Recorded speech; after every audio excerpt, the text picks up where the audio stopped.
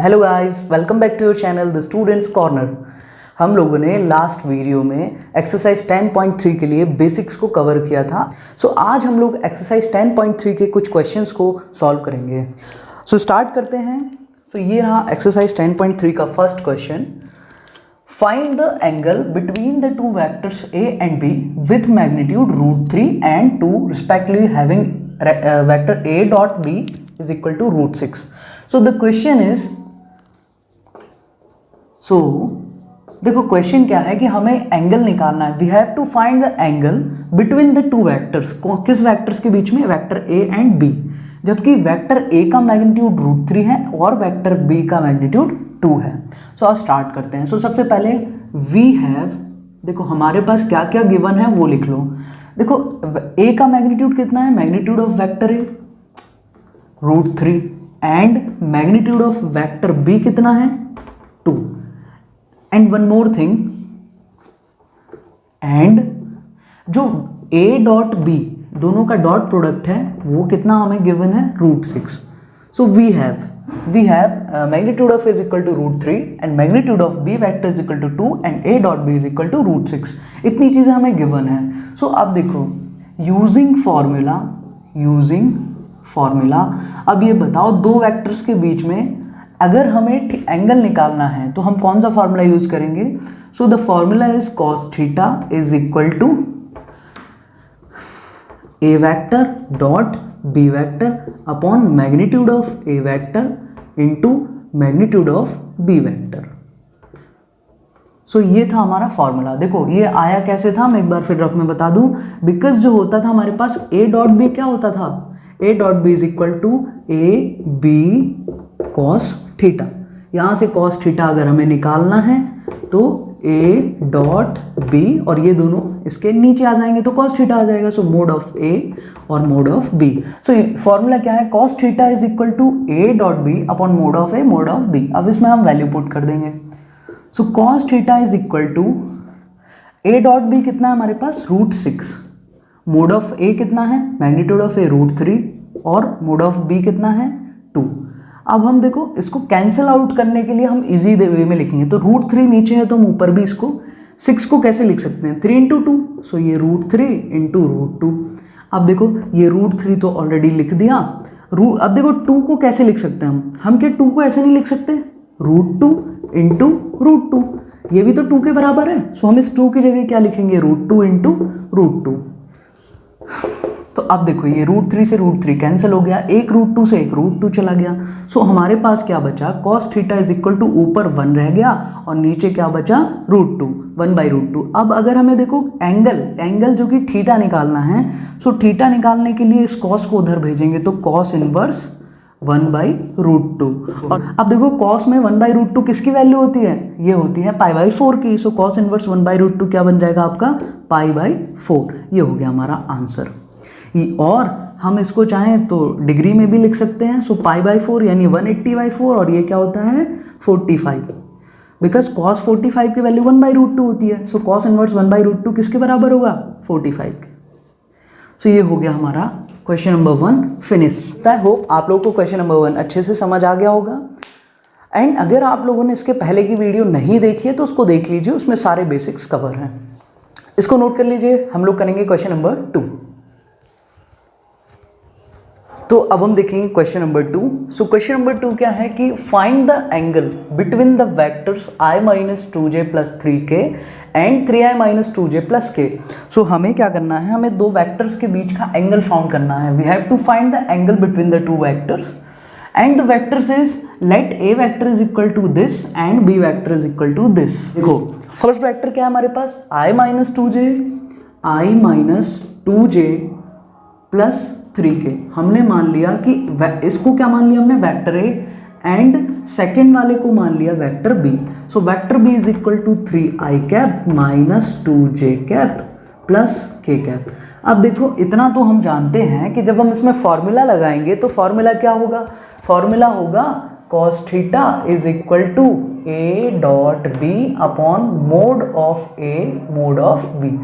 यानी कि अगर हमें इन दो वेक्टर्स के बीच में एंगल निकालना है सो ए डॉट बी भी मालूम होना चाहिए और mode of A mode of B भी मालूम होना चाहिए, that means magnitude. So first magnitude of A क्या होगा, अंडर द रूट ऑफ इनके सारे जो डायरेक्शन रेशियोज हैं उनका स्क्वायर करके सम कर देंगे। सो ए के डायरेक्शन रेशियो क्या होंगे, 1 - 2 3, सो 1 का स्क्वायर माइनस 2 का स्क्वायर प्लस 3 का स्क्वायर। तो इसको जब हम ऐड करेंगे तो क्या बन जाएगा, 1 + 4 + 9 और ये क्या हो जाएगा 9 + 4 13 और 1 14 यानी √14। अब ऐसे ही हम b का मैग्नीट्यूड निकालेंगे। सो b के डायरेक्शन रेशियोज को ऐड करेंगे तो 3 का स्क्वायर प्लस -2 का स्क्वायर प्लस 1 का स्क्वायर। जब इसको ऐड करेंगे तो 3 3 = 9, 2 2 = 4 एंड 1 का स्क्वायर 1। सो ये भी कितना बन गया, √14। अब देखो हमें किसकी और ज़रूरत पड़ेगी, हमें पड़ेगी ज़रूरत a डॉट बी की। देखो ये रफ में हमने लिख लिया था ताकि हमें पता चले हमें क्या क्या चाहिए। सो अब हम a डॉट बी निकालेंगे। तो a डॉट बी कैसे करवाएंगे, देखो a vector dot b vector. तो a वेक्टर क्या है, i cap minus 2j cap plus 3k cap dot b vector क्या है हमारे पास, 3i cap minus 2j cap plus k cap. तो देखो कि हम लोग जानते हैं कि भाई इसको डॉट प्रोडक्ट कैसे करते हैं, मैंने आपको पिछले वीडियो में भी बताया था। देखो आई कैप वाले को आई कैप के साथ डिजिट्स को मल्टीप्लाई कर दो। सो 1 3 = 3, जे कैप वाले को जे कैप के साथ, तो माइनस माइनस का मल्टीप्लाई होगा तो प्लस का जो भी आएगा, 2 2 = 4 एंड 3 1 = 3। इसको हमने ऐड किया सो ये बन गया 3 3 6 और 4 10, यानी a डॉट बी की वैल्यू कितनी आ गई हमारे पास, 10। अब हम फॉर्मूला यूज करेंगे। So angle between A and B, angle between A and B क्या होगा, cos θ = a dot B upon mode of A mode of B. So इसकी हम वैल्यू रख देंगे, cos θ = a डॉट बी कितना निकाला हम लोगों ने 10, नीचे मोड ऑफ ए कितना आया था √14, मोड ऑफ बी कितना आया था √14। देखो जब हम इसको सॉल्व करेंगे तो ऊपर तो 10 है, √14 2 बार है तो क्या हम एक बार √14 नहीं लिख सकते इसको। सो हम क्या करेंगे, यहाँ पर 14 लिख दिया, 2 5 = 10, 2 7 = 14। सो यहाँ पर देखो cos θ की वैल्यू कितनी आ गई, cos θ की वैल्यू आ गई 5/7 एंड अगर हमें थीटा निकालना है तो देखो हमें तो एंगल मतलब थीटा चाहिए, तो cos को उधर भेजेंगे तो क्या बन जाएगा, cos इनवर्स 5/7 और ये इनके बीच का एंगल निकल के आ गया। तो होप आप लोगों को समझ आ गया होगा, इसको नोट कर लीजिए। अब हम पढ़ने वाले हैं question number 3। So let's say question number 3 क्या बोलता है, find the projection of the vector i - j on the vector i + j। हमें इस वेक्टर का इस वेक्टर पे प्रोजेक्शन निकालना है और प्रोजेक्शन आप लोगों ने पिछली क्लास में बहुत ही अच्छे से समझ रखा था। सो आओ इसको सॉल्व करते हैं। सो सबसे पहले तो इसको a वेक्टर मान लो, उसको b वेक्टर मान लो। सो हमने मान लिया कि let a vector = i - j and b vector = i + j। अब देखो मैंने क्या बोला था, प्रोजेक्शन के लिए सबसे बेस्ट तरीका क्या है, सबसे पहले तो ये मालूम करो किसका प्रोजेक्शन निकालना है। तो find the projection of the vector this, यानी a का किस पर, ऑन द वेक्टर दिस यानी b पर। So the projection of a on b is, देखो projection of A on B, किसका प्रोजेक्शन निकालना है, ए का। सो सबसे पहले क्या आएगा, ए वेक्टर डॉट किस पर निकालना है, बी पर, तो बी का क्या आएगा, यूनिट वेक्टर। हो गया प्रोजेक्शन, किसका प्रोजेक्शन, ए का, किसके ऊपर, बी के ऊपर। सो ए का बी के साथ डॉट प्रोडक्ट कराएंगे बी में यूनिट वेक्टर निकाल के, हो गया प्रोजेक्शन। आप लोगों ने अगर पिछला वीडियो नहीं देखा है तो उसको देख लेना, प्रोजेक्शन हमने बहुत अच्छे से समझ लिया था। सो देखो यहाँ पर भी आप समझ सकते हैं कि प्रोजेक्शन किसका निकालना है, ए का। सो सबसे पहले हमने ए वेक्टर लिखा डॉट किसके ऊपर, बी के, तो जिसके ऊपर निकालना है उसका यूनिट वेक्टर निकाल दो, हो गया प्रोजेक्शन। अब इसको हम सॉल्व कर लेते हैं। सो देखो क्या होगा कि ए वेक्टर डॉट, अब किसी भी वेक्टर का हम यूनिट वेक्टर कैसे निकालते हैं, तो B vector upon mode of B vector, ऐसे ही तो निकालते हैं। अब जब हम इसको सॉल्व करेंगे तो देखो क्या बन गया ये हमारे पास, A vector dot B vector और नीचे रह गया मोड ऑफ बी। देखो A dot B upon mode of B. अब देखो ए वेक्टर कितना था, I minus J dot I plus J, ये बी वेक्टर हो गया। नीचे क्या चाहिए, मोड ऑफ बी, तो मोड ऑफ बी निकाल लो यहाँ पर। देखो बी वेक्टर क्या था, बी वेक्टर था आई प्लस जे। अगर इसका मोड निकालना है तो इसके डायरेक्शन रेशियोज का रूट के अंदर स्क्वायर करके सम कर दो। सो 1 का स्क्वायर 1 और 1 का स्क्वायर 1, बिकॉज इसके डायरेक्शन रेशियो क्या थे, 1 and 1। So mod of B vector कितना आएगा, 1 + 1 √2, तो मोड ऑफ बी कितना आ गया, √2।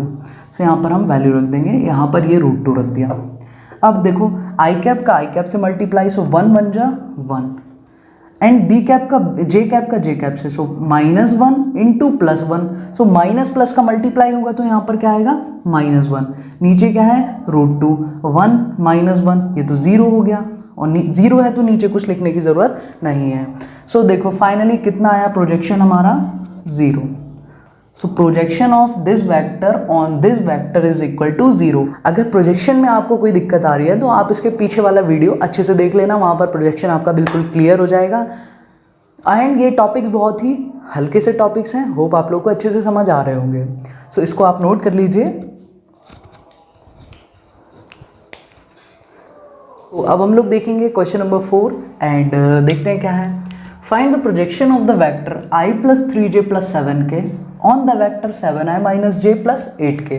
सो सबसे पहले तो हम इसको a वेक्टर मान लेते हैं और इसको b वेक्टर मान लेते हैं, तो लिखने में थोड़ा सा इजी रहेगा।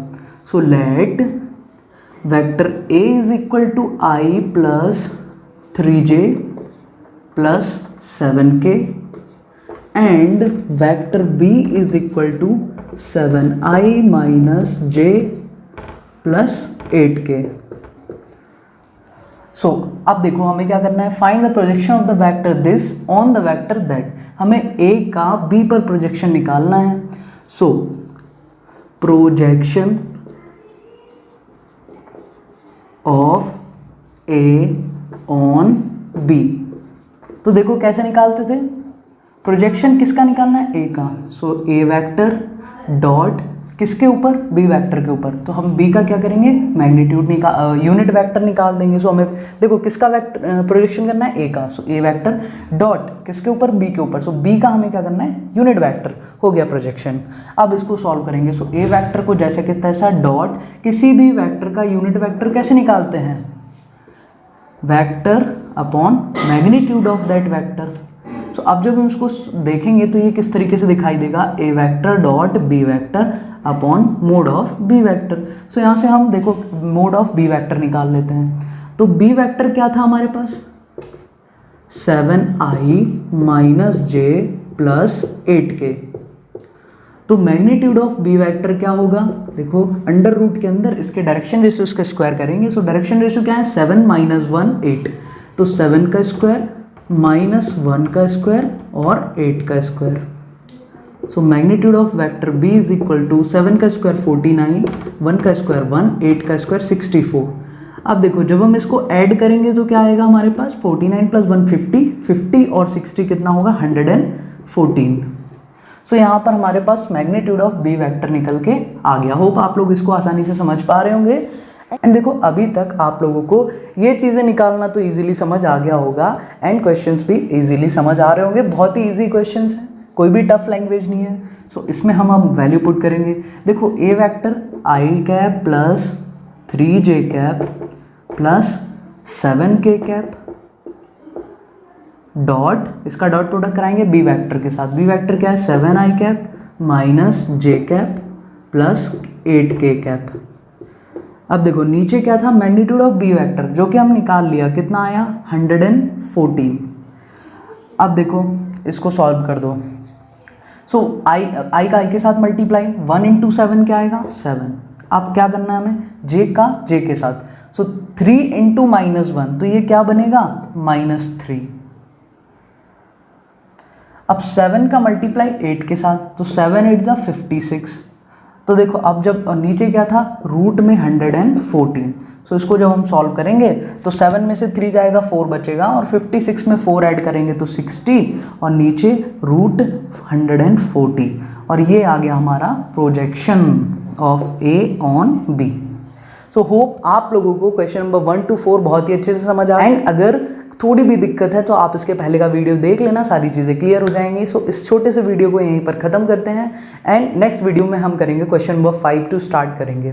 सो अगर आप लोगों ने वीडियो एंजॉय किया है, आपने कुछ नया सीखा है और आप लोगों को वीडियो पसंद आया है, तो फिर वीडियो को लाइक कीजिए, शेयर कीजिए और चैनल को सब्सक्राइब कीजिए। So thank you so much, have a nice day. हम फिर मिलेंगे नेक्स्ट वीडियो में।